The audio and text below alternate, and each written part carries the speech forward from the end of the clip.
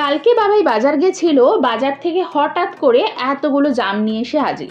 আমাদের তো আবার কারোরই শুধু শুধু খেতে ভালো লাগে না, তাহলে কি করা যায় বলুন তো? হ্যাঁ ঠিক, চলুন জাম মাখা বানিয়ে নেওয়া যাক। আপনাদের শুধু শুধু খেতে ভালো লাগে নাকি জাম মাখা বেশি ভালো লাগে, তা অবশ্যই আমাদের জানাবেন। চলুন তাহলে শুরু করি। জাম মাখা বানানোর জন্য লাগবে লঙ্কার গুঁড়ো, চিনি, সর্ষের তেল, নুন, কাঁচা লঙ্কার, অবশ্যই জাম তো লাগবেই। এছাড়া আরো অনেকে কাসুন্দিও অ্যাড করে, আবার আরো অনেক অন্যান্য জিনিসও অ্যাড করে।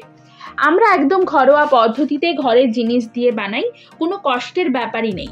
প্রথমেই পরিমাণ মতো নুন, তারপর চিনি, লঙ্কার গুঁড়ো, সর্ষের তেল এবং সবশেষে কাঁচা লঙ্কা দিয়ে বেশ ভালো করে মাখতে হবে।